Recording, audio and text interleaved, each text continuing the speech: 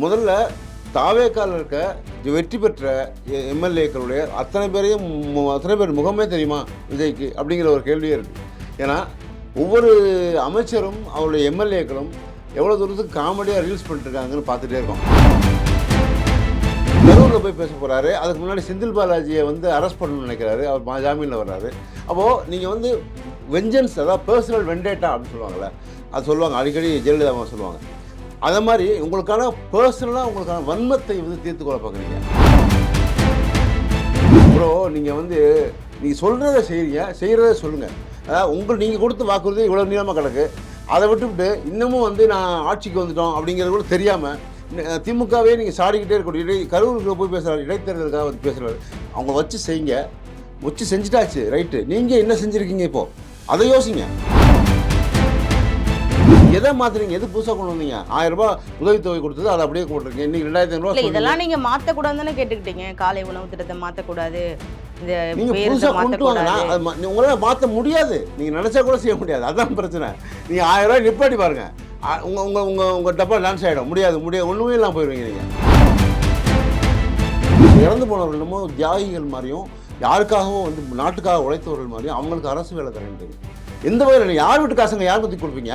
உங்கள் சௌகரியத்தை நீங்கள் கொடுக்கறதுக்கு எப்படி சரியாக இருக்க முடியுமா? அது இதைத்தான் கேட்குறாங்க எதிர்கட்சிகள்.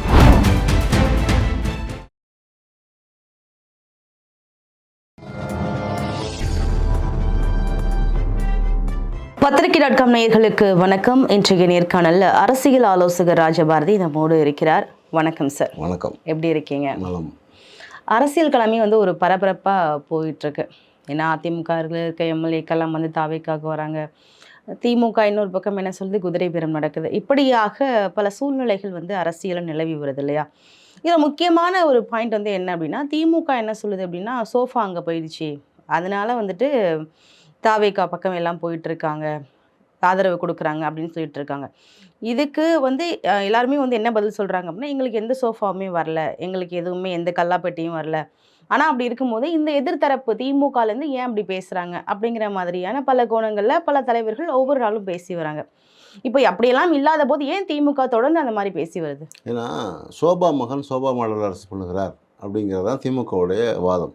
ஏன்னா ஒரே நாளில் இங்கேயும் அதே சோபா போகுது, இங்கேயும் அதே சோபா போகுது. சிவி சண்முகம் வீட்டுக்கு போன மறு நிமிஷம் இவர் போகிறாரு. எடப்பாடியை பார்க்கல விஜய், இவரை போய் பார்க்க போகிறாரு. இங்கேயும் அதே மாதிரி சோபா வருது. நாங்கள் ஆர்டர் கொடுத்துருந்தோம், சோபா வருதுன்னு சொல்கிறார் தாவேக்கா தலைவர். அடுத்த நிமிஷம் வந்து வன்னியரசு வந்து இங்கே உள்ளே வர்றார். இப்போது இதெல்லாம் பார்க்கும்போது அந்த எந்த மாதிரியான காரணம் தெரிகிறதுங்கிறது நமக்கு கண்கூடாக தெரியுது. இதில் வந்து இன்னொன்று, இப்போது விஜய் மேலே ஒரு வழக்கு போடப்பட்டிருக்கு. இப்போது ஹைகோர்ட் உயர்நீதிமன்றத்தில் என்னென்னா, அவர் வந்து குழந்தைகளை பயன்படுத்தினார். அதாவது விஜய் பிள்ளைகளை நண்பீஸ் மாமாவுக்கு ஓட்டு போட சொல்லுங்கள் அப்படின்னு சொல்கிறார். அந்த வழக்கு இன்றைக்கி வந்திருக்கு. இன்றைக்கி தாக்கல் பண்ணியாச்சு. இப்போது இது அவருக்கு எதிராக திரும்ப வேண்டிய சூழல் இருக்குது. இன்னொன்று, தாவேக்கா திமுகவை வந்து குற்றம் சொல்கிறது, அதாவது குதிரை பேர் அவங்க பண்ணாங்க. ஆனால் அவங்களுக்கு தாவேக்காவோட எம்எல்ஏவே யாருன்னு தெரியாது. முதல்ல தாவேக்காவில் இருக்க வெற்றி பெற்ற எம்எல்ஏக்களுடைய அத்தனை பேர் முகமே தெரியுமா விஜய்க்கு அப்படிங்கிற ஒரு கேள்வியே இருக்குது. ஏன்னா ஒவ்வொரு அமைச்சரும் அவருடைய எம்எல்ஏக்களும் எவ்வளோ தூரத்துக்கு காமெடியாக ரீல்ஸ் பண்ணிட்டுருக்காங்கன்னு பார்த்துட்டே இருக்கோம். இப்போ அண்மையில் 2 நாளைக்கு முன்னால் ஸ்ரீவைகுண்டம் எம்எல்ஏ வந்து ஒரு ரேஷன் பொருட்கள் எடுத்துகிட்டு போகிற ஒரு லாரியை பார்க்குறாரு. அதில் வந்து டயர் வழுக்கையாக இருக்குதுன்னு கேட்குறாரு.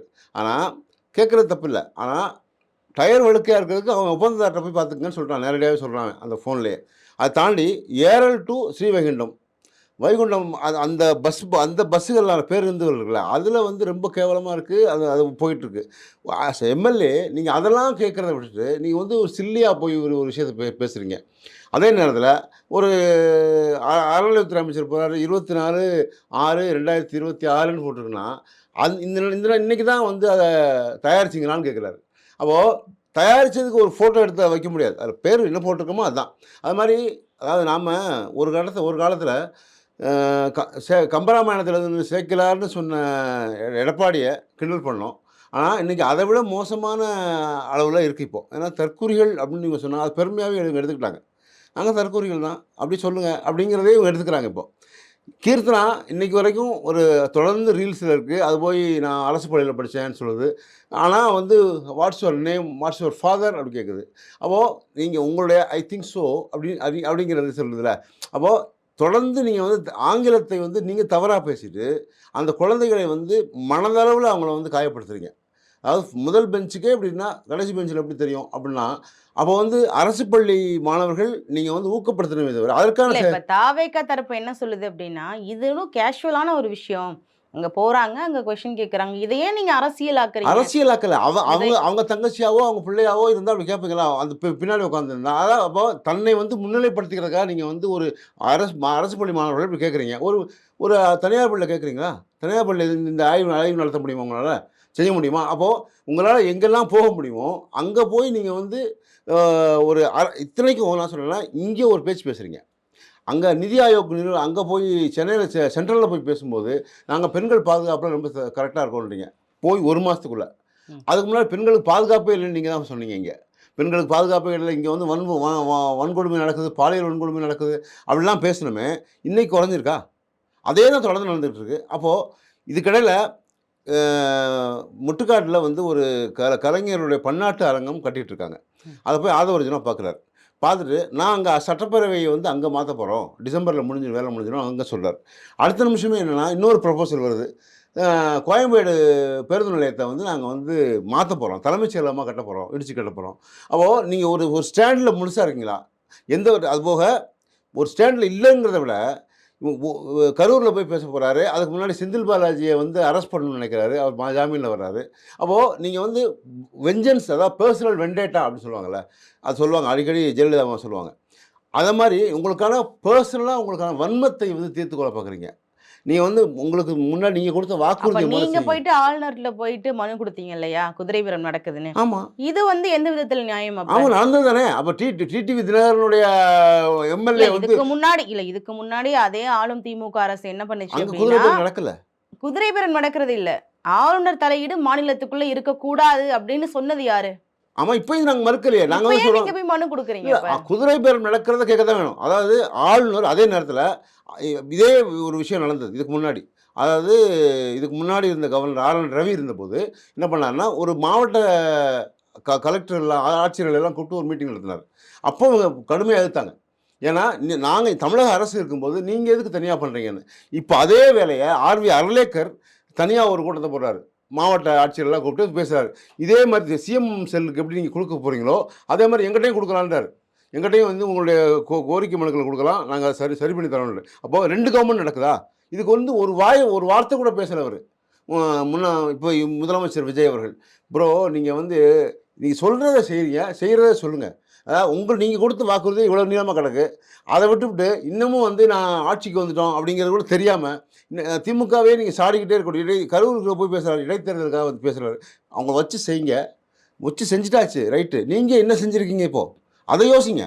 வெற்றி பெறுவதற்கான வாய்ப்புகள தேடுங்க. அத விட்டுட்டு நீங்க வந்து அவங்களே இன்னும் குறை சொல்லிட்டே இருக்கீங்க. அ சிங்கப்பெண் திட்டம் இருக்கு. சிங்கப்பெண் வச்சிருக்கீங்க. வச்ச பிறகும் குறையலையே! அது இன்னைக்கு கூட அந்த அந்த காவல்துறை முன்னாள் அதிகாரியே பேசுறாரு. இன்னும் சிங்கப்பெண் திட்டத்தில இன்னமும் எத்தனை பாலியல் வன்கொடுமை நடந்து கொண்டே இருக்கிறது. அத தடுக்கிறதுக்கு முடியல. ஏன்னா, இன்னமும் வந்து பழைய கதைய சொல்ல முடியாது. சொல்லிக்கிட்டே இருக்க முடியாது. அது நியாயமும் இல்ல. நீங்க வந்து ஆட்சிக்கு வந்தாச்சு. நீங்க முதலமைச்சர் ஆயிட்டீங்க ப்ரோ. நீங்க வந்து நான் ப்ரோ ஆன பிறகு நீங்க முதலமைச்சர் ஆன பிறகு, நீங்க முதல்ல அதுக்கான திட்டங்கள செயல்படுத்துங்க. அதை நோக்கி நகருங்க.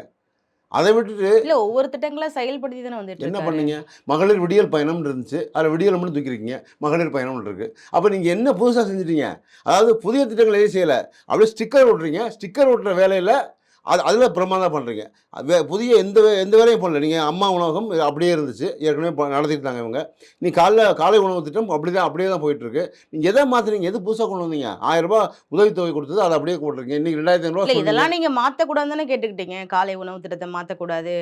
இந்த நீங்க பேருந்த புதுசா கொண்டு வாங்க. மாத்தக்கூடாது. நான் அது உங்களால மாத்த முடியாது. நீங்க நெனச்சா கூட செய்ய முடியாது. அதான் பிரச்சனை. நீங்க ரூ. 1000 நிப்பாட்டி பாருங்க. உங்க உங்க உங்க உங்க டப்பா லான்ச் ஆயிடும். முடியாது. ஒண்ணுமே இல்லாம போயிருவீங்க நீங்க. அப்போ அத நிறுத்த முடியாது. ஆனா நீங்க குடுக்குறேன்னு சொன்ன ரூ. 2500 குடுங்க. அதை செய்யுங்க. அதுக்கு அந்த திட்டத்துக்கு செயல்படுறது போலா, நீங்க வந்து என்ன செய்யணும்னா, ஏற்கனவே செஞ்சதையும் நிறுத்த முடியல. ஏன்னா, அவர் அதான் சொல்றார். "அப்பாவ காணோம்" அப்படின்னு சொன்னீங்கல்ல. அவர் தான் சொல்றார். அதான் ஸ்டாலின் சொல்லுகிறார். அ பேசும்போதே சொல்றாரு. "நான் அப்பாவை காணும் நீங்கள் பேசுனீங்கல்ல, என்னுடைய திட்டங்கள் செயல்படுத்துகிற வரைக்கும், என் திட்டங்கள் இங்கே நடைமுறையில் இருக்கிற வரைக்கும், நீங்கள் வந்து திமுகவில் அப்பாவை காணோம்னு சொல்ல முடியாது. ஏன்னா ஸ்டாலின் திட்டம் தான் அது. ஏன்னா அண்மையில் உங்களுடைய தற்கொலைத்தனத்துக்கு ஒரு உச்சகட்ட முயற்சி ஆகுன்னு பார்த்தோம்னா, பே பத்திரிகையாளர்கள் தாண்டி கேட்குறாங்க, அவங்களே கேட்குறாங்க. என்ன செய்றாங்கன்னா, பிள்ளைங்களுக்கு இது கொடுக்குறீங்க பேகு. அதில் ஸ்டாலின் கொடுத்த பேக்கே இருக்குது. அதே தான் இருக்குது. நீங்கள் என்ன மாற்றுறீங்க? அப்போது நீங்கள் ஒரு செக்கப் பண்ண முடியல. ஒரு பிஎம்ஸ்ரீ திட்டத்தில் அவன் 3வது இதை இந்தியை கொண்டு வரதுக்கு முயற்சி பண்ணுறாங்க. இங்கே சட்டப்பேரவையிலே பேசுகிறீங்க. ஆர்வி அர்லேக்கரே சொல்கிறார், நீங்கள் கொடுத்த சட்டமன்ற விவாதத்தை தீர்மானம் இது படிக்கிறதுலே சொல்கிறாரு அந்த உரையிலேயே, நாங்கள் மத்திய அரசுக்கு இணக்கமாக இருப்போம். அப்போது நீங்கள் யார் பக்கம் இருக்கீங்க அப்படிங்கிற ஒரு தெளிவில்லை உங்கள்கிட்ட. முதல்ல நான் ஒன்று இந்த பக்கம் வந்து தாவேகா இருக்குது, ரைட்டு. திமுக வந்து தாவேகாவுக்கும் போட்டின்னு சொல்கிறீங்க. எனக்கும் தீய சக்தி தான் சொல்கிறீங்க. அப்போது இவர் திருமாவளவன் சொல்கிறார், நீங்கள் என்னைய குறை சொல்கிறீங்களேப்பா, அடுத்த நாளே போய் நீங்கள் அவங்கள பார்த்தீங்க. தூய சக்தி எது தீய சக்தி போய் பார்த்துச்சு. அப்போ அது எந்த அடிப்படையில் அப்படின்னு கூட்டணியில் இருக்கக்கூடிய அமைச்சர்கள் இருக்கக்கூடிய அதான் அரசியல் மாண்புன்னு அப்பவே சொல்லிட்டாங்க. ஆனால் இப்போ சொல்கிறார் அவர். அதாவது அவரே சொன்னதுக்காக அரசியல் மாண்புங்கிறது சரி. ஆனால் இன்னைக்கு சொல்கிறாரு அவர்.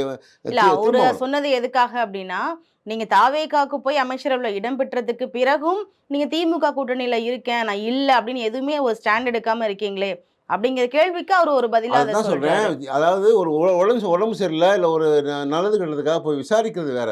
நீங்கள் கூடவே உட்காந்துருக்கீங்க, கூடவே இருந்துக்கிட்டே இது தப்பு இல்லையாப்பா, நீங்கள் அன்றைக்கி ஏன் போய் பார்த்தீங்க அப்படின்னா, நீங்கள் தான் அப்போ இருந்தீங்க. அப்போது திமுக கூட தான் இருந்தீங்க.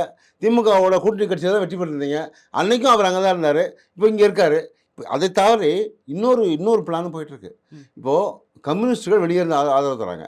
கம்யூனிஸ்ட்டுகள் ரெண்டு 4 பேர் தான் வச்சுருக்காங்க. அந்த 4 பேரை தூக்கிட்டு அன்புமணியை உள்ளே கொண்டு வரதுக்கான முயற்சிகள் நடக்குது. பேசியாச்சு. கிட்டத்தட்ட அந்த கிட்டத்தட்ட அக்ரிமெண்ட் சைன் பண்ணோம், அவ்வளோதான். அதை முடிச்சுட்டா. ஏன்னா அவங்க வந்து வெளியே இருந்து நான் உள்ளே வரமாட்டேங்கிறாங்க. ஏன்னா திருமாவளவன் கிட்டத்தட்ட அடிமையாயிட்டார் தாவேகாவுக்கு. கிட்டத்தட்ட அப்படி தான். ஏன்னா வன்னியர் அரசை தாண்டி அவர் செஞ்சிட முடியாது, இந்த வேலையை செய்ய முடியாது.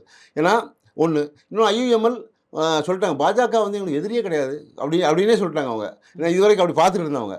ஆக இவர் திருமாவளவனும் ஐயுஎம்எல்லும் கன்ஃபார்மாக இருக்காங்க, அதில் பிரச்சனை இல்லை. அப்படிங்கும்போது இந்த நாளுக்கு போல அந்த நாளை மாற்றிடும் அன்புமணியை. அதனால தான் சாதிவாரி கணக்கெடுப்பு இவர் கேட்குறாரு அவர் அன்புமணி கேட்குறாரு. இவர் சரின்னு சொல்கிறாரு. சரின்னு சொன்னது அவங்களுக்கு சாதகமாக இருக்குது. இப்போ சாதிவாரி கணக்கெடுப்பு எடுக்கிறதா இல்லை முதல்ல. அப்போ அன்றைக்கு ஒரு ஸ்டாண்ட் எடுத்தாங்க. ஆனால் திருமாவளவனுக்காக தான் திமுக சொல்லிச்சு முதல்ல, பாட்டாளி மக்கள் கட்சி உள்ளே சேர்த்துக்கலாமா அப்படின்னு கேட்கும்போது அவங்க வந்தால் நான் வெளியே போயிடுவோம். நாங்கள் இன்றைக்கி உங்கள் உள்ளே வரனால நீங்கள் வெளியே போயிடுவீங்களா? எந்த அடிப்படையில் நீங்கள் உள்ளே இருக்கீங்க? யாருக்காக அவங்க இருந்தீங்க? அப்போது பச்சோந்தி மாதிரி அன்றைக்கு ஒரு பேச்சு இன்றைக்கு ஒரு பேச்சு பேசுகிறதுனால தான் இந்த உங்களுடைய அரசியல் வந்து மாண்பு கெட்டதாக, மோசமானதாக, கேடு கெட்டதாக மாறி இருக்குது. அதுதான் சொல்கிறேன். குதிரை பேரம்ங்கிறது வந்து யார் செய்கிறார்கள் இப்போ அப்படிங்கிறதுக்கு ரொம்ப ஆதாரபூர்வமாக இருக்குது. இப்போது நீங்கள் நினச்சிங்க, இப்போ ஏவா வேலு மேலே கேஸ் பண்ணுறீங்க, வழக்கு சொல்கிறீங்க, பிடிக்க முடியல, நீங்கள் அதுக்கான ஆதாரங்கள் இல்லை. அவர் மலேசியா போயிருக்காரு, அங்கே உடல்நிலை சரியில்லைங்கிறது ரைட்டு. நீங்கள் வந்து அதுக்கு ஒரு காரணம் கற்பிக்கிறீங்க. அப்போது காரணம் கற்பிக்கிறது வேறு. நீங்கள் வந்து சட்ட ரீதியாக நீங்கள் முயற்சி பண்ணுறீங்க, அது கரெக்டு. ஆனால் நான் கரூருக்கு வரும்போது செந்தில் பாலாஜி இருக்கக்கூடாது முடிவு பண்ணிங்க, முடியல. அதுக்கு முன்ஜாமீன் கொடுத்துச்சு நீதிமன்றம். அப்போது நீங்கள் கொடுத்த அந்த முதல் தகவல் அறிக்கை இருக்கு இல்லையா? இல்ல அப்படி பார்த்தா அதுக்கு முன்னாடி நீங்க மனு கொடுக்குறீங்கல்ல. ஆமாம், இல்லை கரூருக்கு வந்து முதலமைச்சர் வரத்துக்காக வந்து வரக்கூடாது அப்படிங்கிறதுக்கான வழக்கு இருக்குல்ல. அப்போ ஏற்கனவே வழக்கு இருக்கிறதுனால தானே கொடுக்குறோம். அப்போ அதை வந்து அக்செப்ட் பண்ணுறாங்கல்ல. இப்போ நீங்கள் உச்சநீதிமன்றத்தில் உங்களுக்கு போகிறாங்க, ஆனால் அதை பற்றி பேசாதீங்கன்னு சொல்கிறாங்க உச்சநீதிமன்றம். சரி, பேசலை, அதுக்கு ரைட்டு. அது அவங்களுக்கு ஒரு நியாயம் வரும்போது இவங்களுக்கு முன்ஜாமீன் கொடுக்க மட்டும் ஏன் வலிக்குது? அப்படி எப்படி வந்தார் சிடிஆர் நிர்மல்குமார் கேட்குறாரு, அடுத்த நிமிஷம் வந்துட்டார். எத்தனை பேர் 41 பேர் இது பண்ணோடனே அடுத்த நிமிஷத்தில் இப்படி வர முடியுது? வந்தாங்க, அதான் அக்கறை. ஆனால் உங்களை மாதிரி ஓடி போலையே, அங்கேருந்து கிளம்பி காணாமல் போகலையே. உங்கள் புஷி ஆனந்தா இருக்கட்டும், நிர்மல்குமாராக இருக்கட்டும், எல்லாருமே காணாமல் போயிட்டீங்களே அன்னைக்கு. அப்போது ஆனால் அதே கரூரில் இன்றைக்கி போய் நீங்கள் அவங்களுக்கு ஆறுதல் கூட சொல்லலை. இன்னொன்று சொல்கிறீங்க, அவங்க இறந்து போனவர்களுமோ தியாகிகள் மாதிரியும், யாருக்காகவோ வந்து நாட்டுக்காக உழைத்தவர்கள் மாதிரியும் அவங்களுக்கு அரசு வேலை தரேன்றீங்க. எந்த வகையில் யார் வீட்டு காசுங்க யார் பற்றி கொடுப்பீங்க? உங்கள் சௌகரியத்தை நீங்கள் கொடுக்கறதுக்கு எப்படி சரியாக இருக்க முடியுமா? அது இதைத்தான் கேட்குறாங்க எதிர்கட்சிகள். அதாவது நாட்டுக்காக உழைக்கல அப்படின்னாலும் ஒரு அரசியலுக்குள்ள வந்திருக்காரு, ஒரு கட்சியின் தலைவரா இருக்கிறாரு, ஒரு மக்களை சந்திக்க வரும்போது யாரா இருந்தாலும் இது ஒரு இயல்பு தானே, மக்கள் அந்த இடத்துல போய் பார்க்கறது வச்சுப்போம். அப்போ ரைட். அப்போ என்னாச்சுன்னா திமுக கவர்மெண்ட்ல என்ன பண்ணுச்சு, இதுக்கு முன்னாடி கள்ளச்சாராயத்தில் செத்து போனாங்க. அப்போது அதுக்கு கவர்மெண்ட் திமுக கவர்மெண்ட்லேருந்து 10 லட்ச ரூபா கொடுத்தாங்க. அதாவது இறந்து போன குடும்பம் செத்துப்போன குடும்பத்துக்கு கொடுத்தாங்க. அப்போது அவங்க குடித்தது வந்து திமுக அரசுக்கு எதிராக ஒரு கள்ளச்சாராயத்தை குடிச்சு செத்தவங்க, அவங்களுக்கு நீ கொடுக்கலான்னு கேட்டாங்க எதிர்க்கட்சிகள் தான். ஆனால் இன்றைக்கு இவரை ஒரு நடிகனை பார்ப்பதற்காக வந்து ஒரு இடத்துல 41 பேர் செத்து போயிருக்காங்க. அது வந்து ஒரு சுதந்திர போராட்ட தியாகம்லாம் இல்லை. அப்போது இது யாருக்காக நடந்தீங்களோ அப்போ வந்து என்ன சொல்கிறோம், உங்கள் கட்சியிலேருந்து உங்கள் கட்சி நிதியிலேருந்து காசு கொடுங்க. அது கவர்மெண்ட் காசு எங்கள் மக்களுடைய வரிப்பணத்துலேருந்து எப்படி காசு கொடுப்பீங்க? அவங்களுக்கு எப்படி அரசு வேலை தருவீங்க நீங்கள்? அதுக்கு எந்த ஒரு நியாயம் இருக்குது? அதில் ஒரு தார்மீக ஒரு நியாயம் இருக்கணுமா இல்லையா? அப்போ இப்படி பார்த்தா ஒவ்வொரு கட்சியினுடைய தலைவர்களும் கூட்டம் நடக்கும்போதெல்லாம் யாராவது இறந்து போனாங்கன்னா ஏதாவது அசம்பாவிதங்கள் நடக்கலாம், நடந்திருக்கு முன்னாடி. அப்போ நடந்ததுக்கெல்லாம் கொடுங்க, அப்போ எல்லாருக்கும் அரசு வேலை கொடுங்க. அப்போ நியாயம் இல்லை எல்லாத்தையும். அப்போ எதை செய்யணும் அப்படிங்கிற ஒரு தார்மீக ஒரு நாலேஜ்னு ஒன்று இருக்குல்ல, அடிப்படை அறிவுன்னு சொல்லுவோம்ல, அதை யோசிக்க மாட்டேங்கிறீங்க. இன்றைக்கி அஜான ஆரோக்கிய சாமியை வந்து உள்ளே கொண்டு வரதுக்கான முயற்சிகள் எடுக்கிறீங்க. ஒரு உளவுத்துறை அறிக்கையோட மொத்தமாக வருது, அதை அவர் பார்க்குறாரு, விஜய் பார்க்கல. அப்போது அது தவிர ஒரு இன்னும் அடுத்த கட்டமாக என்ன, எல்லோரும் ஜெயலலிதா அம்மையாருக்கு நீங்கள் திரைப்படத்துறை சொல்கிறார், கூப்பிட்றாரு, கேட்குறாரு. ரூட் ஜெகதீஷ் வந்து கூப்பிட்டு வந்து எல்லாரையும் சந்திக்க வைக்கிறாரு, சிம்பூர்லேருந்து எல்லாரையும். அவங்க அதுபோக இப்போது திரைப்படத்துறை சார்ந்து அவங்கள்ட்ட கோரிக்கை வைக்கிறார் விஜய். முதலமைச்சர் எம்ஜிஆர், முன்னாள் முதலமைச்சர் எம்ஜிஆருக்கு, ஜெயலலிதாவுக்கு, கருணாநிதிக்கு எல்லாம் நீங்கள் விழா எடுத்தீங்க, எனக்கு எடுங்க அப்படிங்கிறதுக்கான இது சொன்னதுனால இப்போது அவருக்காக விழா அப்போது நீங்கள் வந்து உள்ளே கூட ப்ரெஷர் போடுறீங்க. நீங்கள் வந்து அதை அடுத்த கட்டத்துக்கு நகர்வதற்கான உங்களை வெளியே விஸ்தரிப்பாக காமிச்சிக்கிறதுக்காக உங்கள் கூட இருக்க எல்லாத்தையும் வந்து பயன்படுத்துகிறீங்க. அப்போது அவர்களாக செய்ய வேண்டியது, ஏன்னா அன்றைக்கே வந்துச்சு, கலைஞர் வந்து வலுக்கட்டாயமாக தூக்கிட்டு வந்தார், இழுத்துட்டு வந்தாங்க அப்படிங்கிற மாதிரி சொன்னார் அஜித். அது மாதிரி அஜித் இப்போ சொல்ல மாட்டாரா? அப்படி வச்சிங்கன்னா அப்போ நீங்கள் உங்களுடைய, அதாவது திரைத்துறையினர் வந்து அவர்களாக விரும்பி செய்ய வேண்டிய ஒரு விஷயத்த நீங்கள் வலுக்கட்டாயமாக செய்ய வைக்கிறீங்க. அப்போ இதெல்லாம் வந்து அராஜகம் இல்லையா? இது வந்து ஒரு மாதிரி உங்களை தாந்தோன்றித்தனமாக நீங்கள் உங்கள் இஷ்டத்துக்கு செய்கிறதா இல்லையா? ஒரு ரத்தன்னு ஒருத்தர் ஜோதிடர் சொல்கிறோம், அடுத்த நாளே பிரேமலதா சொன்னோடனே நீங்கள் நீக்கிறீங்க. அப்போ உங்களுக்கு ஸ்டாண்டர்டாக ஒரு மைண்ட் இல்லையா? நீங்கள் ஏதாவது நடத்துங்க. அங்கே எதிர்ப்பு வரும்பொழுது அதை ஏற்றுக்கொள்கிற ஒரு மனப்பான்மை அங்கே இருக்கு. அது இல்லை, அது மட்டும் இல்லை. இன்னொன்று, சட்டப்பேரவையிலேயே என்னென்னா, ஒரு மேகதாது அணையை பற்றி பேசும்போது இவங்க எப்பயுமே திமுக வந்து ஒரு ட்ராப் வைக்கும், ஒரு வலை விரிக்கும். அது ஜெயலலிதா பீரியடில் இருக்கலாம், எல்லா இடத்துலையுமே இருக்கும். அங்கே என்ன சொல்கிறாங்கன்னா, மேகதாது அணைக்கு புதிய ஒரு நடுவர் நீதிமன்றத்தை உருவாக்கணும் அப்படின்னு சொல்லி உதயநிதி சொல்கிறார், எதிர்க்கட்சி தலைவர். உடனே பண்ணிடுவோம். என்னங்க உடனே பண்ணிடுவோம், நீங்கள் அவங்க ட்ராப் வைக்கிறாங்க. ஒரு முதலமைச்சராக இருக்கிறவங்க அது எப்படி செய்யணும் கூட தெரியும். ஒரு அவையை கூட்டணும், அவையை கூட்டி பேசணும், பேசி முடிச்ச பிறகு தான் எடுக்க முடியும். நீங்களாம் உடனே சரின்னு தலையாட்ட முடியாது. அப்படி அப்போது அடிப்படையாக வந்து என்ன நடக்க வேண்டும் என்ற அந்த விதிமுறைகளே தெரியாமல் நீங்கள் வந்திருக்கீங்க. அப்புறம் என்ன செய்கிறீங்க, நீங்கள் வந்து 6 மாதம் எனக்கு டைம் கொடுங்க. இப்போ ஆனால் பேசுகிறது என்னென்னா, நீங்கள் வந்து எல்லாமே ஊழலை பற்றி அவங்க ஊழல் பண்ண தான் நாங்கள் நடந்துகிட்ருக்கு, இது வரைக்கும் நாங்கள்லாம் அவ்வளோ க்ளீன் ஸ்லேட்னு சொல்கிறீங்க. ஆனால் நீங்கள் தான் வந்து 4 பேரை அங்கேருந்து முதல்ல தூக்கிட்டு வந்தீங்க அதிமுகலேருந்து. அது தவிர அதிமுக தூக்கிட்டு வந்தவங்களுக்கு அவங்க சீட்டு தர மாட்டேங்கிறீங்க. இப்போ கேட்டால் அவங்களுக்கு எதிர்ப்பு இருக்குது. அப்போ உங்களை நம்பி வந்தவங்களுக்கு இதுதான் லட்சணமா? இது வந்து அவங்களை காப்பாற்றுற லட்சணமா? அது அவங்க முதலே சொல்லிட்டாங்கல்ல. இல்லை இல்லை, அவங்க தான் அவங்க நேராக சொல்கிறார், வைகோவே சொல்கிறார், அடுத்த இடத்துல சொல்கிறார். விஜய் வந்து 2 பேர் மதிமுக 2 எம்எல்ஏ வந்து ரிசைன் பண்ண சொன்னால் நானே வந்து பேசுகிறேன், அவங்களை வெற்றி பெறதுக்கு நான் சப்போர்ட் பண்ணுறேன் அப்படின்னு சொன்னால் இது குதிரை பேரம் இல்லையா? நீ வந்து அதுக்கடுத்து அடுத்த நாளே விஜய் வந்து மூஞ்சி காமிச்சிட்டார் அவருக்கு. உடனே அவங்க சைட்லேருந்து உடனே வைகோ அடுத்த நாளே சொல்கிறார், இல்லை அவர் சொல்லலை, அப்படி நானாக தான் கேட்டுக்கிட்டேன், ஆனால் அவங்க 2 பேருமே வரல. ஒருத்தர் உதயசூரியனுக்கே போயிட்டார், ஒருத்தர் வந்து நான் இதிலே இருக்கேன், ஆனால் உதயசூரியன் சின்னத்திலே இருக்கேன், போட்டி எம்எல்ஏவே இருக்கேன்னு சொல்லிட்டாரு. அப்போது உங்கள் கூட்டணியில் இருக்க யாருமே முதுகெலும்பு இல்லாதவர்களை நீங்கள் கூட வச்சுருக்கீங்க. ஆனால் இப்போ வைகோனால பேச முடியாது, ஏன்னா அவர் கூட்டணியில் இருக்கேன்றாரு. ஆனால் என்ன, கூட்டணியில் இருக்கேன் ஆனால் இல்லை, இருக்குது ஆனால் இல்லை அப்படிங்கிறதான். கூட்டணியில் இருக்கேன் ஆனால் 2 பேரும் வரமாட்டாங்க, எனக்கு எங்கள் எம்எல்ஏக்கள் அப்படி தான். அப்போது அந்த ஸ்டாண்டை கூட நீங்கள் மாற்றி எடுக்க முடியல. அப்படி ஆளுங்களை தான் நீங்கள் கூட்டணியில் வச்சுருக்கீங்க. ஏன்னா இன்னமும் நீங்கள் தொங்கு சட்டசபையில் தான் இருக்கீங்க. நீங்கள் வந்து மைனாரிட்டி கவர்மெண்ட் தான். இது 107 தான் இருக்குது. அதில் 4 பேர் மீதான வழக்கு இருக்கிறதுனால அதுக்கு இடைத்தேர்தல் இப்போ நடத்த முடியாதுன்னு சொல்லியாச்சு. அப்போது எல்லா வகையிலையுமே வந்து முட்டுக்கட்டை போட்டிருக்கும்போது நீங்கள் என்னமோ அப்படி மோனோபோலியாக ஜெயிச்சிட்ட மாதிரி, நீங்கள் வந்து தன்னிச்சையாக நீங்கள் ஜெயிச்சு வந்து இந்த நாட்டை நான் நிர்வகிக்கிற மாதிரி அப்படி பேசிக்கிறதுலாம் நல்லா இல்லை ப்ரோ. அவ்வளோதான் சொல்கிறதுக்கு. நேர்காணலில் பங்கு கொண்டமைக்கு நன்றி சார்.